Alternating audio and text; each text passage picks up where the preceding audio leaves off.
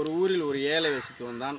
அவன் மனைவி மக்களுடன் வறுமையில் வாடினான். அப்போது அவனுடைய நண்பன் சொன்னான், பக்கத்து ஊரில் உன்னை போன்ற தொழிலாளிக்கு நல்ல வேலை கிடைக்கும் என்று சொன்னான்.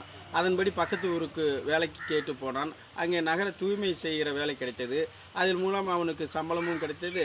அவ்வப்போது மக்கள் எல்லாம் அவனுக்கு அன்பளிப்பு கொடுத்து வந்தார்கள். அந்த பணத்தை சேகரித்து இதை யாராவது களவாடி விட்டால் என்ன என்று யோசித்தான்.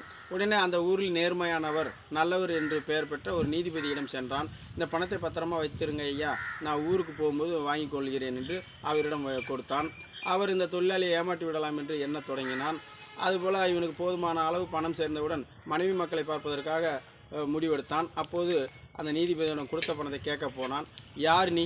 எதுக்கு இங்கே வந்திருக்காய்? என்னை ஏமாற்ற பார்க்குறாயா?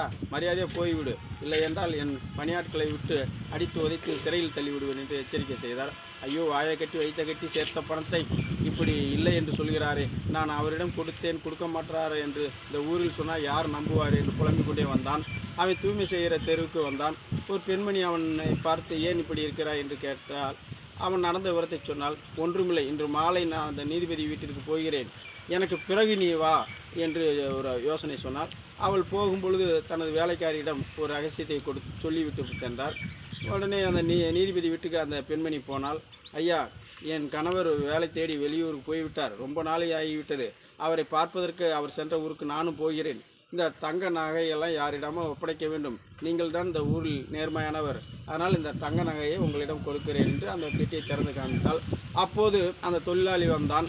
ஐயா, நான் அவனை பார்த்த உடனேயே அந்த நீதிபதி, வா வா வா, நல்ல வேலை நீ வந்து விட்டாய், எங்கே வரமாட்டாயோ என்று எண்ணினேன், வந்து விட்டாய், இந்த நீ கொடுத்த அந்த 100 ரூபாய் பணம் நீ வாங்கிட்டு போன் மனைவி மக்களை போய் பாரு என்று சொன்னான். இவன் யாருன்னே தெரியாது, என் நேர்மையை பார்த்து இவன் என்னிடம் வந்து கொடுத்து வைத்த பணத்தை இன்று கொடுத்து அனுப்புகிறேன் என்று அந்த பெண்மணியிடம் தனது நேர்மை பற்றி விளக்கினான்.